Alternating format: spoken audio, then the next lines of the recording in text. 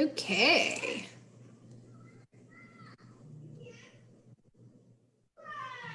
All right.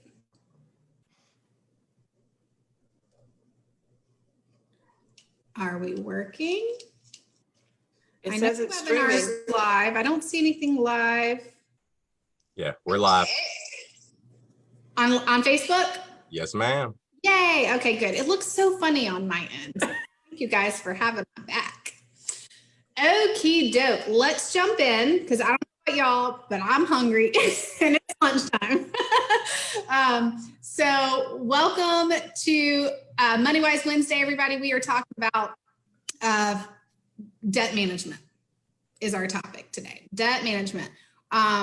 First, some housekeeping things. I just want to remind everyone that we give away $100 a month for basically for accessing our Money Wise Wednesday. So there's two things that you want to learn about when it comes to our Money Wise curriculum, and that's, oh, hang on, I need to hit record, guys, because I want people who aren't able to join us to be able to watch this. Okay, perfect. All right, good. So let's start that over. Hey again. For those of you who are watching the recording, we are repeating ourselves for like 60 seconds because I forgot to hit record and I wanted to make sure that you were able to go back and reference this. So, all right, so today, debt management. We are really excited to bring you this topic. It's a great building block from last week's topic of credit reporting and credit scores. And a lot of information that you're going to learn today is super duper relevant. But before we dive into the topic, I want to remind you all of some housekeeping things that we are doing a drawing once a month for $100 for members who, or anyone, you could be a non-member, who completes an entire playlist. You're entered to win. So there's like 5 or 6 playlists on our MoneyWise website. So just go to envisioncu.com/moneywise. You'll click through to the curriculum platform, and each little section is titled, it's a playlist. It's titled and it has multiple modules underneath that playlist. When you complete an entire playlist of modules, you are entered to win in the $100 drawing, okay? So today's topic of debt management is under the playlist topic, building financial capability, as well as the credit score one that we taught from last week. So definitely take some time to go there. If you haven't already tuned in to a webinar with us before, I just want real quick, want to do introduction so you know who's blabbing at you. I'm Kelly Walter. I'm the Vice President of Community Development here for the credit union. And this is probably my favorite thing that I get to do is teaching. And not super excited about going live with the stuff because it's a little tracking, but so much, I love it so much that I'm willing to sacrifice and do that. There we go. It's such important information that we want to make sure we bring it to you. So welcome. Herschel, why don't you introduce yourself? Yes, happily. I'm Herschel Holloway, Community Development Manager for Envision Credit Union. Probably one of my favorite parts about the position that I hold is serving. My service years date back to military, law enforcement, and now to have the ability to serve, and the financial capability is just far beyond anything that I've ever imagined. So this is probably one of my favorite things, is serving and financial education as well. Perfect. Kelly, the other Kelly. And I'm the other Kelly. I'm Kelly Merck, and I work in Georgia. I am the Community Development Manager for South Georgia. I have been with the credit union for about 12 years now, and this is by far the best job, the most fun job, and the most rewarding job I've had with the credit union. So welcome, and I hope you enjoy what we're talking about. That's right. Okay, so without further ado, let's jump in. I know that many people who are plugging in with us today, it's kind of like a lunch and learn. We used to do a lot of live lunch and learns, and we really miss not being able to do that, but we're super excited about being able to bring the lunch and learn or the MoneyWise Wednesday webinars to you through this channel, because I feel like a lot more people are able to access it now because it's just, a click of a button. So just to remind you, if you're watching on Facebook Live, we won't be monitoring your questions during our webinar. So if you want to interact with us on live question and answer, please make sure that you go to our website and click on the link to the webinar. So it's envisioncu.com/webinars. can click on the Zoom link to go ahead and join us live here in the webinar. We will be taking questions and answers only through the Q&A feature here in Zoom. So otherwise, you can comment in the post on social media on Facebook, and we'll be able to respond to those comments after the webinar today. Okay. All right. So let's go ahead and we are going to jump to our PowerPoint, and I'm going to do a little screen share here, and we'll start from the beginning so that you all are able to see, and we will talk about debt management. All right, so heavy topic. I know a lot of folks are a little reluctant sometimes to face kind of the music, so to speak, with debt management, but a really valuable conversation for you to have, especially if you share, household expenses with someone else, if you have a partner that you're trying to get on the same page with financially, if you have a goal in mind, maybe it's home ownership. Maybe you just want to be debt free. Maybe you want to retire. There are so many different, goals and aspirations that we have. And a lot of times it's our debt that's kind of holding us back. So that's why we wanted to really bring this topic to you today. In this workshop, we're going to really talk about why people find themselves in debt and what the most common types of debt are. And then we'll kind of talk about the value of using debt management strategies like loan consolidation, budgeting, debt management plans, things like that, in the event that that's something that you want to consider.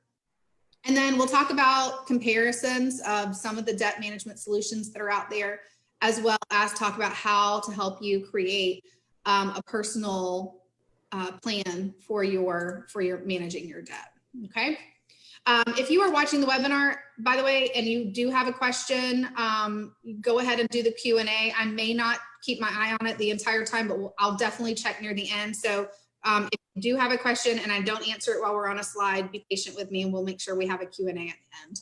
Forgot to say that at the beginning. So, all right, so let's talk about the reality of debt. First of all, I'm going to hit you with a couple of stats. The average American currently has about $38,000 in personal debt. Now, this ranges based on your age group, obviously, because as you get older, typically you build more financial stability, right? You build your credit and you start borrowing. And then a stage of life, typically it's very natural for us to get auto loans and mortgage loans and things like that. So, but over 75% of all American adults are in some sort of debt. Okay. Now, broken down by age group, this is not including mortgages. Obviously, that number would be much higher. Broken down by age group, you can see that our younger Gen Z group, 24 and younger, have about 22,000. A lot of this could be student loan debt as well, things like that. Millennials, 25 to 34, are about 42,000. That's the bigger of all of them, because again, they're kind of in their family planning stages. Maybe they're getting their first home, which also comes with other expenses that they might be purchasing. Gen X, this is the 35 to 49 range, have just under $40,000 in debt. And then our baby boomers who are 50 plus have about $36,000 in debt. So just kind of gives you an idea, and it helps you kind of know where you are as far as those averages are concerned. All right, the high price of debt. Debt can certainly have a negative impact on you. There is such a thing as good debt, which has come up before. I think Herschel's talked about that in previous workshops as well. But too much debt, right? And certain kinds of debt can certainly have a negative impact on you. Studies have shown that it can have an impact on your health. About 31% of people say that they really do worry about debt in general.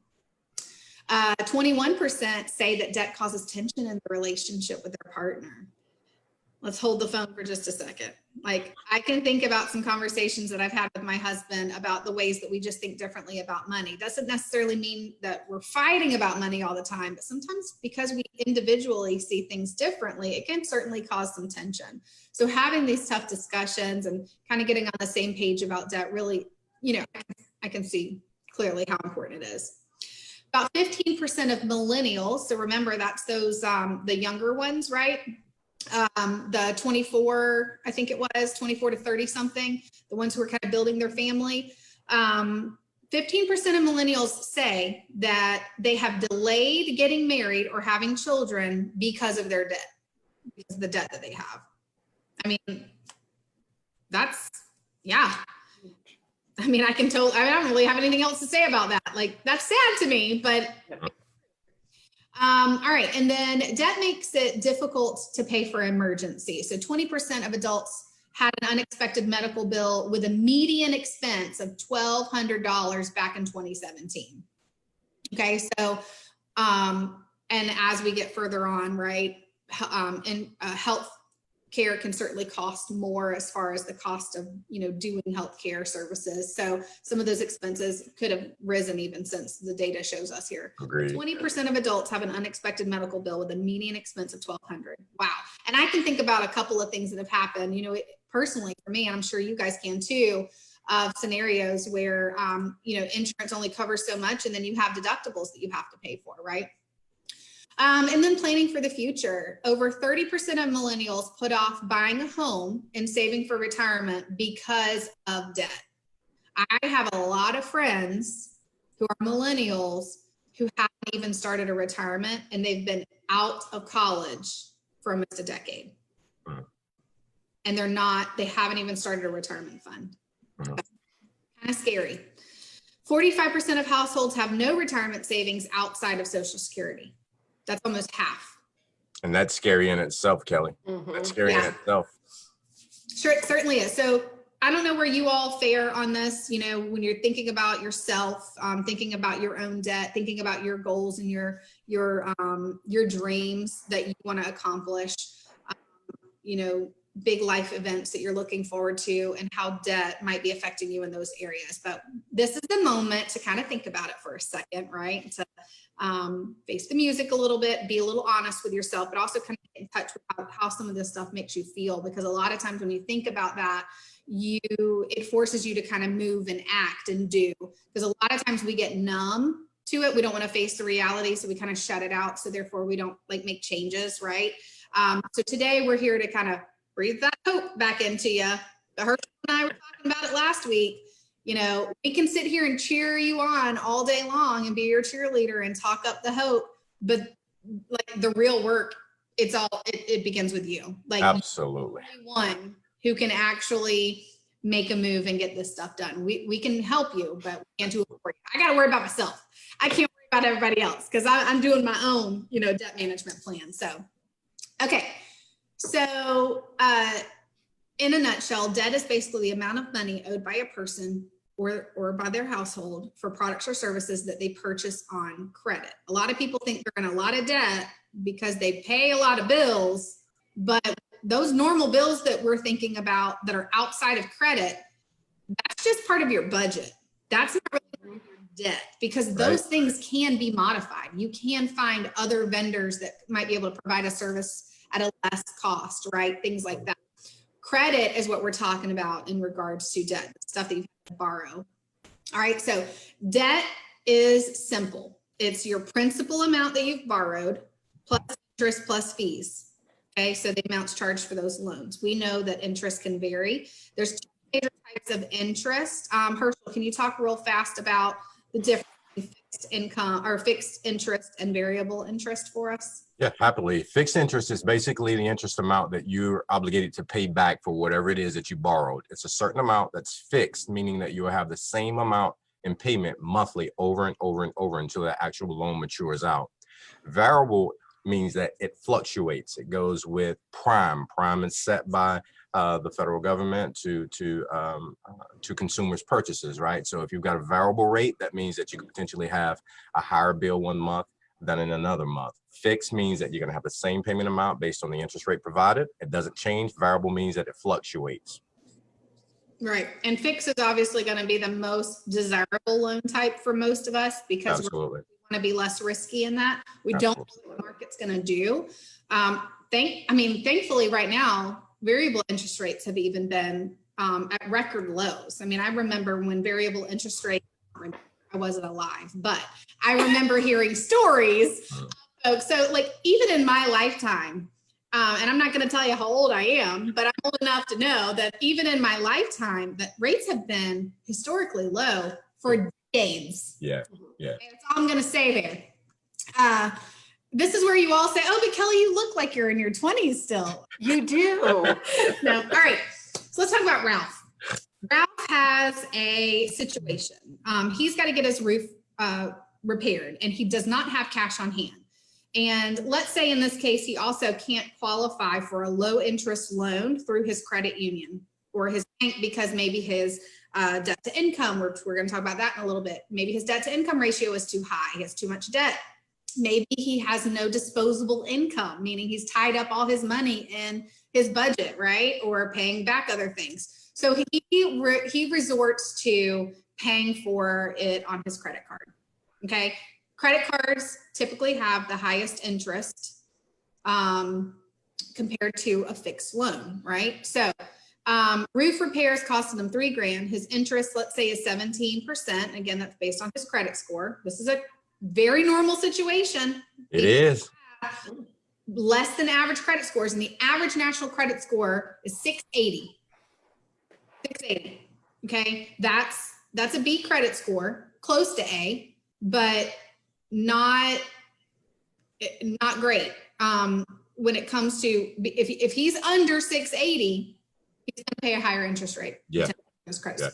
So he's obviously under the average here. And just so y'all know, in our region, just so you kind of know how you fare as far as your credit score, the majority of folks in our region of the country and our part of the state typically have a C credit tier or lower, which is going to be less than Ralph, less than a 680, certainly. Okay, so let's say his monthly payment's $50 and it takes him 135 months or 11 years to pay that off. Now, some of you guys might go, well, who in the world would take 11 years to pay that off? Well, did you know that the average credit card takes 11 to 12 years to pay off? 10 to 12? If you're only paying the minimum payment, because that interest rate is so high and that minimum payment is so low. So take a look at this, total interest payments. And a lot of you guys can go run and look at your credit card statements right now, and a lot of light bulb moments are going to come off because you're going to realize, wow, it'll tell you how long is it going to take to pay it off if you keep paying the minimum, right? Yeah.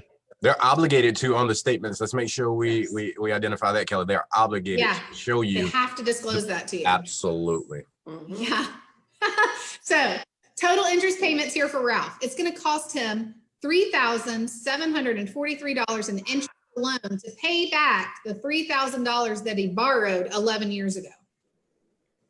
More than the actual cost of the repair itself. $6,743 is the total cost over the life of that loan, the term of 11 years for him. That's crazy. Kelly, can you put that in terms really quick for some of our viewers and members really quick? I think rather than the home example, auto example, right? Because often we see the interest rates being the same, right? But they don't identify how they're going to pay double the amount that they're paying for the car on the lot. Can you just put that quickly into context in relation to an automobile versus the home? You mean like an automobile repair? Or even automobile purchase. Or even yeah, definitely. And now, granted, your length of time of payment for an auto loan is probably going to be less because that is typically fixed, but you're going to have a higher monthly payment. But I have seen scenarios with members who have very, very low credit scores who are doing like a pay at the dealership kind of scenario, and they're paying 20%, 20 something percent on auto loans, and they're paying more in interest than they are the cost of the actual vehicle. By the time they do drive it and pay it off, the car's probably broken down on them, right? Or doesn't suit their needs anymore, or what have you, and then they didn't have money to fix it. And so you can kind of see the cycle that people just kind of get. Yes, ma'am. Thank you for that, Kelly. Yeah, very, very, very similar scenario there. All right, so let's talk about how debt affects your credit score. So last week we talked about understanding what aspects affect your credit score. So if you have not seen that, I really encourage you to go back. Herschel and I taught that workshop last week, and we break down a lot of these details here for you. Today, we're not going to go into a lot of detail, but I just wanted to remind you, and for those who are tuning in for the first time, what the main areas, there's five major areas that make up our credit score. The first is your payment history. Your payment history makes up about 35% of your credit score, okay? How much you have in available credit, how much you owe versus how much your limits are, which we call that your capacity or your usage, right? That's going to make up 30% of your credit score. And then how long have you had credit? So your length of credit is going to make up about 15% of your score. And then the last two, new credit or your mix of credit, is going to make up each about 10% of your credit score. Okay, so mix of credit, meaning, go back and watch it from last week, but mix of credit is really your installment loans versus your revolving loans. Okay, so credit scores are credit cards is a revolving, or line of credit is a revolving trade line. So showing that you can maintain both is good. Showing that you're really, really heavy loaded in those revolving trade lines is super risky. So go back and watch that one to learn out more. All right, so who has access to your credit scores? Herschel, you want to kind of go over, read this list for us and let us know who has access to credit scores? So who has access to your score? Credit card companies, obviously, and other lenders who allow you to borrow money. Cell phone companies, rental properties, your landlord, utility companies where you pay your power bill, water bill, light bill, things of that nature. Employers is a big one that's been added to the list. They want to see where your credit where your credit status is, so they know whether or not you're a risk to the organization. And in the financial world, we're heavily weighed up on our credit because we work with money and finances as a whole. Government assistance programs, government licenses, auto and home insurance companies, all these people have access to your score, guys. That's right. Now, some of them may not, like we've talked about. Some utility companies, we talked about this last week, may not require that. Some landlords may not require that, but certainly we're seeing that a lot of places are really doing that. All right, so let's go over a quick example here. You've got two different folks who get the same mortgage. So they purchase a $300,000 home. They are putting 20% down, and they have a 30-year mortgage, which is kind of the average mortgage would be, or the most common loan term would be 30-year mortgage. So you'll see Minho's interest rate is 5.5, so it's a little bit higher. So she might have a less interest rate, or she may have a less, credit score. So therefore the higher interest rate. Javier here has an interest rate of 1% less. Minho's yearly interest is $13,200. And at one interest rate point less than her, Javier's got a yearly interest rate of $10,008. So you can see his difference is about $2,500, just under $2,500 a year. You calculate that or you multiply that by 30 years, that's almost $60,000. That's $60,000 over 30 years. It could have gone into a 401k, or could have gone to paying college, child, or something. Other debt. Or paying Or off the debt. paying off other debt. That's right. All right. So how do you calculate simple interest? This is not rocket science. Kelly, can you just read off here for us this little formula of how interest is calculated? Sure. So it's I equals P times R times T. I is the interest rate, or I is the interest. P is the principal. That's the amount that you initially borrowed. R is the interest rate. So the interest rate for the loan that you took out, and T is the term of the loan. Yep. So super easy to calculate this. If you're not sure what your total interest on a loan is going to be, plug in these numbers. So what was my principal amount? Let's say I got an auto loan for $10,000. What is my interest rate? If my interest rate is 5%, as a decimal, that's going to be 0.05, right? You're moving that decimal over. If you got to go back to school for a little bit, right? Plug that in. And so you're able to calculate that right there. And then your terms, what is the life of the loan? And then that's how you can figure out your overall interest will be on the life of the loan. Okay, so let's talk about types of debt. All right, so there are the most common, most things are categorized by mortgage debt, credit card debt, student loans, car loans. Mortgage and credit card debt, believe it or not, is now tied for first place at each about 25%. That hasn't Wow. always been the case. If you guys recall, we taught I think our last debt management webinar that we did on Facebook Live back during all of the COVID stuff, when we were doing that on Facebook, we talked about this, and we talked about how credit card debt is slowly climbing, and that traditionally for a really long time, for decades, obviously mortgages were the higher because they have a higher balance. I mean, most people are buying borrowing hundreds of thousands of dollars to purchase a home. Well, with credit card debt, it is now tying for the averages up there. So that's a lot, guys. That means 50% of our income net out, when we're looking at the whole American economy and we're looking at all the people who make money, 50% of what we are, spending is on mortgages and credit card debt. That's insane. We're going to talk about the little pie shape here, or the little circle here in just a little bit that tells us what's a good, healthy number. So where's all the money going? The other percentages here: dining and nightlife, about 15%, personal passions and hobbies, about 13%, personal care, 13%, leisure and travel, 10%. Now, a lot of these numbers we know are a little bit less right now because most people aren't traveling as much. They're staying home. But I do have some friends who are a little ready to move on with entertainment, but they can't. So, their entertainment is buying stuff on Amazon. And stuff like that, but anyway, so this is if you're going to make a change in your budget, you're going to make a change in freeing up income to pay off debt, now is the best time to do it. You're absolutely right, Kelly. Right? Absolutely right. Now is not the time to be taking on new debt. It's now time to restructure existing debt to suppress those payments and those interest rates, guys.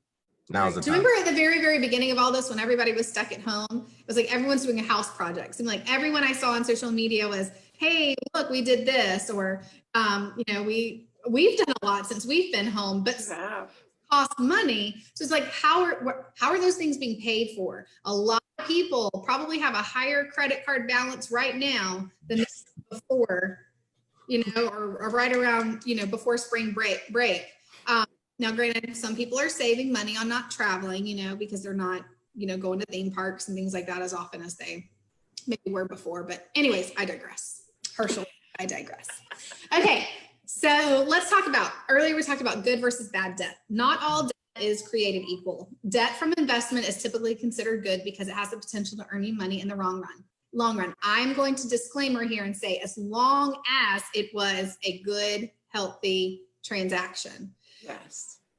Because you can purchase a home, which is considered an investment, but a home can still cost you a lot of money. There can still be risks factors involved in, offering top dollar for something. You got to look at how the market is, all of that stuff. Same with a vehicle. So good debt is typically a mortgage or student loans because you're investing in yourself, you're investing in something else.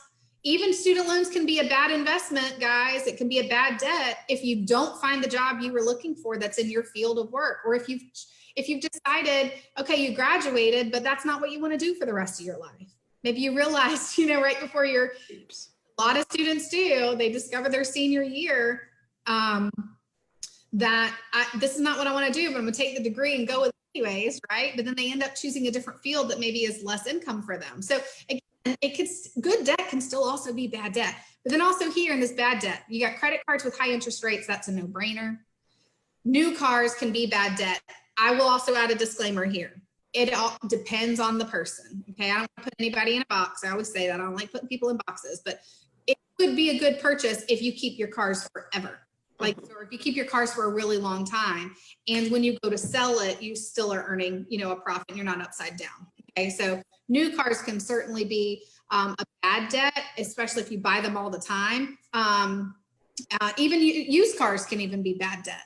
I see people all the time that make used car purchases and then want to, trade it in or get another vehicle, and the depreciation of the car is certainly, has gone quickly. So consider things. I just, use caution. All right, so let's talk about DTI, debt to income ratio. This is an easy calculation. Monthly debt payments divided by your gross monthly income. Now, I personally like to use my net income because I know that I actually have that much money to work with. But when it comes to loans and approvals and that sort of stuff, your DTI is based on your gross monthly income. Okay, so we'll give you that. But some people have a lot of funds coming out for other incidental type things. Insurance could be high, so that number could be skewed a bit. There could be, you could be paying alimony or child support and things like that. And some of that stuff can skew the numbers a bit. So I like to know exactly how much money I have to work with when I bring it home. But for the purposes of approvals and what lenders are requiring, we're going to go with gross. Hey, Kelly. Right, so this example, yeah, go ahead, Kelly. Just let me throw out there, I know you said this before, but just making sure that people understand that this is only the things that report on their credit.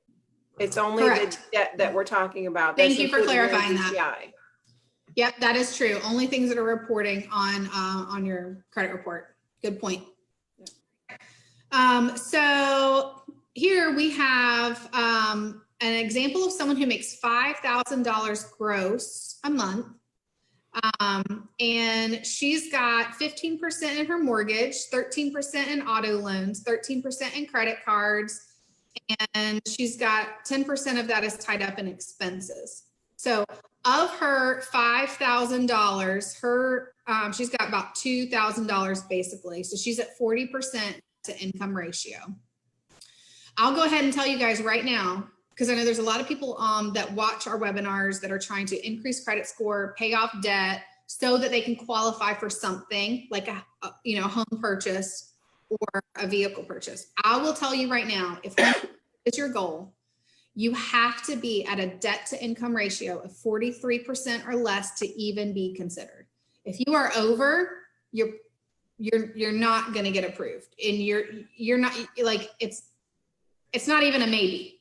Like, thank you for clarifying that. Thank you for clarifying that. Thank you. Yeah. So if you know, but you're just hopeful, and yeah. So if you're just hopeful, like, oh, well, I'm at, 50%, but it's close enough. It's only 7% off. I'll keep my fingers crossed and I'll fill out the application anyways. Guys, no, because remember, we're going on gross here. They know that you still have another 50% tied up somewhere else, likely. Okay, maybe. So all those other things that we talked about that come out of that net. Okay, so which are the budget items that might not be showing up on your credit report, like Kelly mentioned. Okay, so let's talk about what's healthy. Here, our MoneyWise suite calls us a financial athlete when we have less than 30%, meaning I am tip-top shape, looking pretty darn good, super help flexing the muscles. I'm financially fit when I'm about 31 to 36% DTI. I'm borderline if I'm 37 to 40, and I'm unhealthy if I'm more than 40%. Are we still talking about DTI, or are we talking about BMI now? The body mass. I know, right? This is very much like that. This is very much like that, right? Like, it is, Kelly. So it kind of gives you an idea, like, of your health, your debt to income health, right? Here is the rule. We want you to use this rule, 50-30-20 plan. This is easy for people who don't know where to start, okay? 50% is your needs. And when we say needs, we mean those critical things. Roof over my head, food in my belly, clothes on my back, transportation to get where I need to go, right? That kind of stuff. Yes. Insurance, stuff like that. Wants are going to be about 30%, savings 20%, okay? This will be your first homework assignment. Is, are you living within your means? The only way to know if you're living within your means is to write it all out and figure out on a 100% pie chart, how much am I spending on needs? Because we have found a lot of members that we work with, 50% alone is going to one need. Yeah. Maybe it's their rent or their mortgage. Yeah. Usually that's the one. So guys, that's huge. So you have to ask, so all your wants and your savings have to be modified. Mm-hmm. Take a back seat. Because if you're, yeah, go ahead, Herschel. It takes a back seat. It takes a back seat. I've always been one to preach, discern your wants and your needs, right? Needs are always high priority compared to your wants. Short-term discomfort for long-term stability. And I think I've said that a million times on these webinars. There are so many frugal people in this world that are living the American dream. I mean, they will have the ability to retire comfortably because they went through that short-term sacrifice of frugal living so that they can live the remaining portion of their years in significant financial comfort. That's all I wanted to say. Yeah, no, it's true. And, you know, Herschel knows he's a financial counselor, and he's working with people a lot on a one-on-one basis. And he sees this all the time, and he sees where members kind of come to like I would say like a fork in the road where they have to choose a path, right? They have to choose, what am I going to sacrifice over here in order to be able to line things back up again on this chart. All right. So a DTS monthly income that we looked at earlier at $5,000, she's spending $3,700 a month in needs and $1,000 in her wants. So if you look at what her percentages are, she's at 75% in her needs. So this is an example of what we see a lot.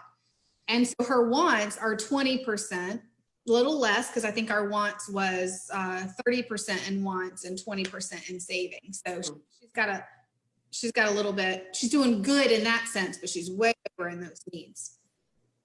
All right, so let's talk about savings and debt recovery, because a lot of you guys are like, savings, what does that mean? Or I know what it means, but I haven't been able to do it in a really long time. and we giggle and we laugh, but in all reality, we know exactly how difficult it can be. And so now we want to talk about how the amount of income that you have, you know, if you're supposed to put 20% towards savings or debt repayment, how do I find the 20%? Because a lot of people, they're just thinking about what they have left over as far as a dollar amount is concerned. And, or maybe haven't even thought that far ahead. They just know that they can barely breathe. You know, I said it, I think last week, we realized that we have a lot more month than we have money. Yes. So how do we figure out how to help that money stretch as far as we can and still be able to do this 20%? So first step is create an emergency fund. Now, here the recommendation is 3 to 6 months of living expenses. We want you to start with something. Okay, we want you to start with something. The reason why 3 to 6 months is important here is because when the roof situation happens, or when a hurricane comes through our part of the state, or when some sort of pandemic hits and your hours are cut and all of that, you have money to live off of in the event you can't work, or you get hurt, or you get sick, or your income is cut for some reason. So that is the rule of thumb. Very few people actually accomplish this, but I think if you can, and this is the hardest part, because people go, it's going to take me years to be able to do that. This is what I hear from people. It's going to take me years to save 6 months of expenses with all the things that I have going on. I've got a kid that's got braces. I've got a kid that just started driving, they have a car. I've got a kid that just went into college, right? Or I have medical debt that I have to pay off because I have chronic illness. Like, guys, we know. And how hard it can be, but let's not look at all of the buts. Let's figure out how much can I start saving and how long is that going to take me? Okay. And you'll figure it out little bit by little bit. But right now we also need to see, what are you spending your money on that you could free up more of that to help you get there faster, because you probably have ways that you can. All right. Number 2, maximize your 401k employer match. We talked about this in our retirement session. I don't want to talk about it in detail right now. We are going to have a retirement session later in the next 6 weeks. It's on the calendar. Go ahead and start maximizing that employer match, because it's not a significant change in your withdrawals that are coming out of your paycheck. So number 3, pay off your high interest and high APR debt, where that debt repayment really starts kicking it into high gear when we're there. 4, contribute 15% of your gross income to retirement. Okay, so this is once you've been able to pay off all that debt. What do I do now that I have that extra income that's now not going to those high interest credit cards or loans or whatever? What do I do now? And it's saying invest about 15% of that gross income now into retirement so you can start saving and have that compounding interest so you can try to retire on time. Number 5, pay off lower interest debts. This should also be done by reducing your wants and expenses. Now, big disclaimer here. Do this in whatever order you want. There are rules of thumb as far as what we have seen and what our financial curriculum partner, EverFi, who has made and developed this. This is all based on studies, right? And good, some of it's common sense, some of it's strategic. But again, do what works for you. Do what makes you feel like you're going to get a win and you want to keep your head in the game. Because a lot of times people don't get a win early on, so they give up. Yes, thank you for saying that. Kelly, remind them just one more time that it's okay to celebrate small wins. Like you need those wins to encourage even more of your attention and focus on what the end result will be. Celebrate those small wins. Those are victories too, regardless of how big they are. They're victories. They are small victories. They really truly are. And sometimes some of us have personalities that we need that validation early on and often. Some people are long and steady and slow and steady, and they're cool. They're like the little duck on the water, like they're cool, calm, and collected on top, but underneath they're just paddling away, right? But that's like, seriously, you got to know. We talked about money personas in our sessions, so you got to kind of know what makes you tick. Saying follow all these, and with all the different personality styles that are out there, telling everyone to follow these 5 steps in this order will be unsuccessful for some because it may not work for them. So we give you permission to do that. All right, so cutting expenses and adding income. The first step in freeing up funds for debt recovery and saving is really cutting your expenses. Duh, we know that's common sense. You know that. But again, have you really sat down to see exactly how much you're spending in all of these areas?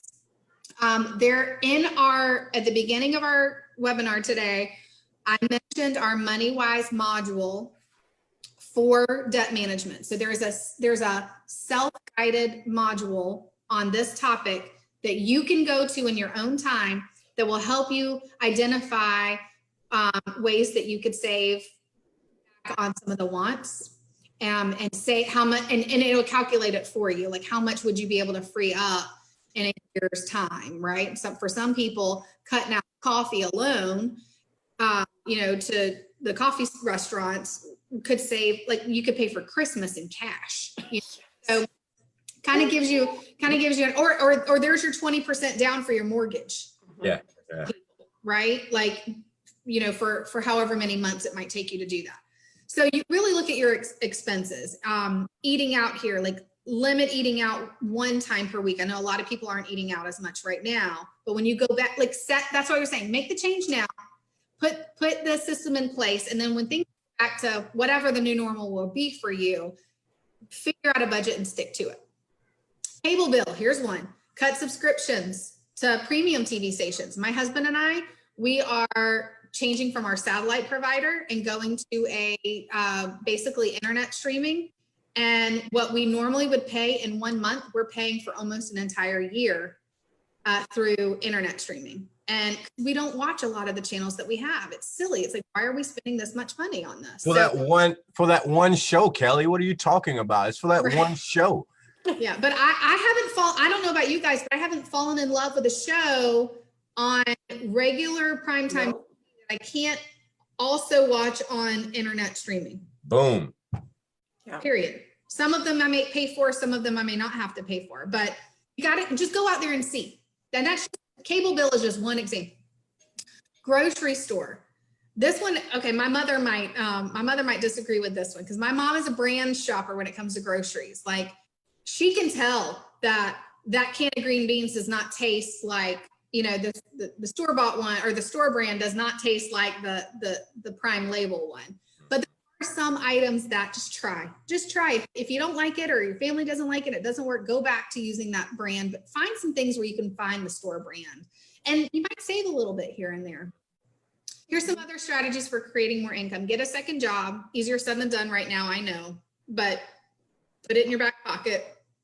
Sell some stuff. There's really cool resale apps out there.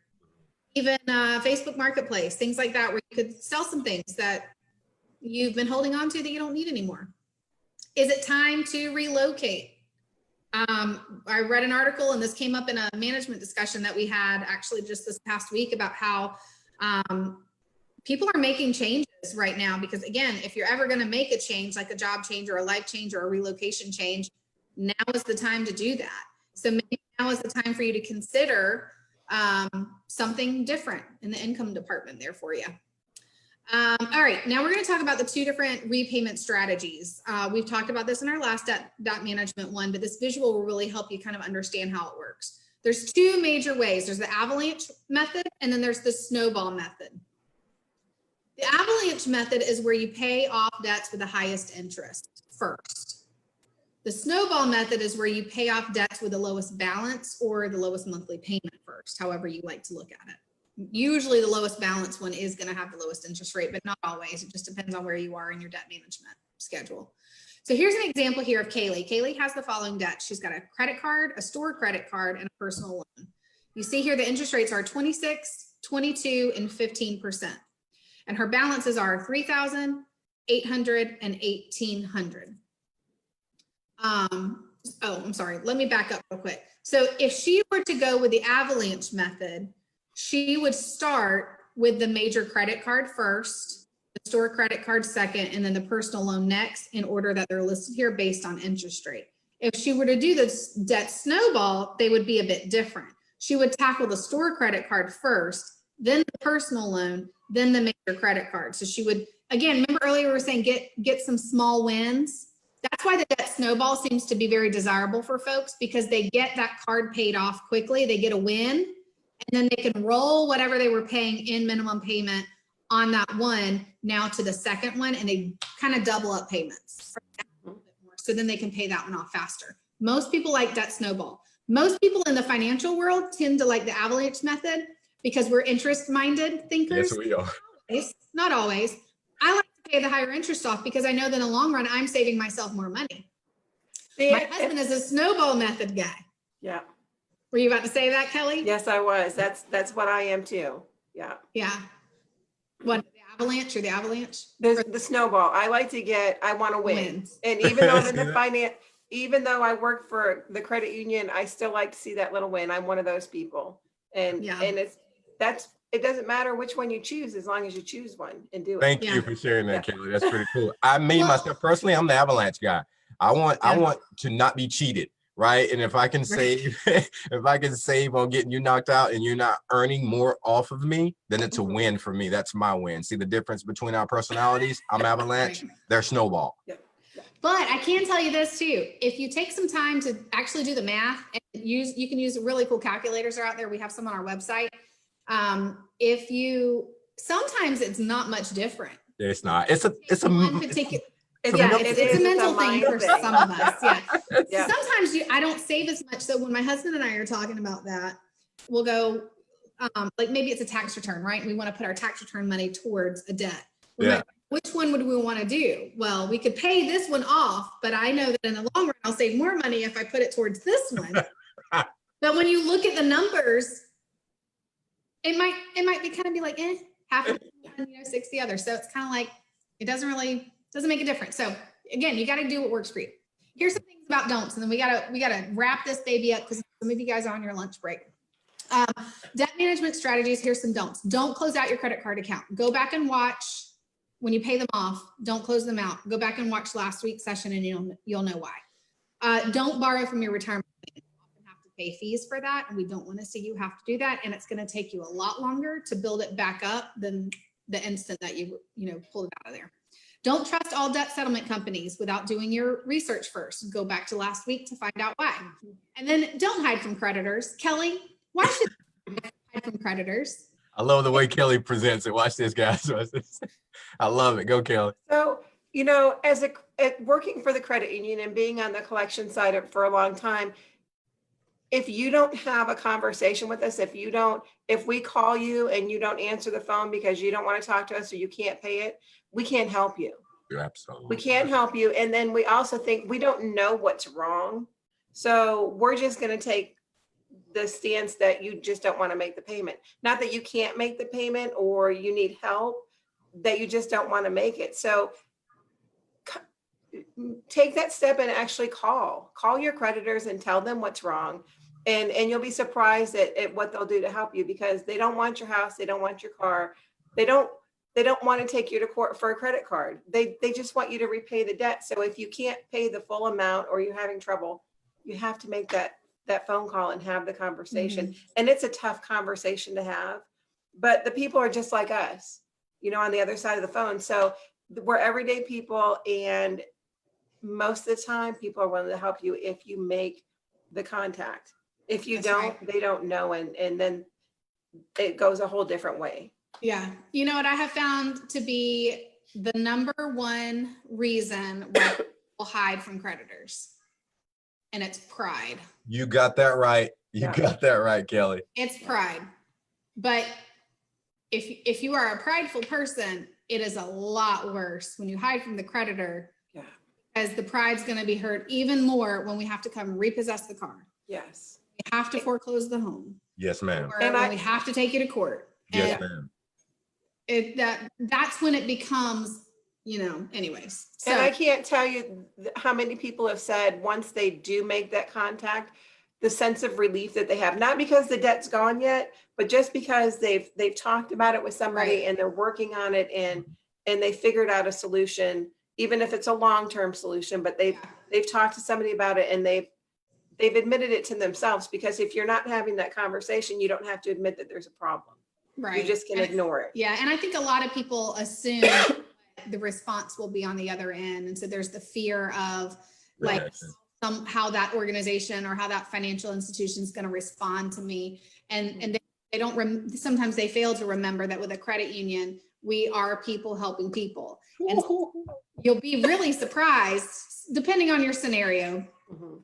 really surprised. I've seen us bend over backward for members who a traditional bank or creditor would have already made an action towards them that we've been able to really work with for an extended period of time. Yes, and ma'am.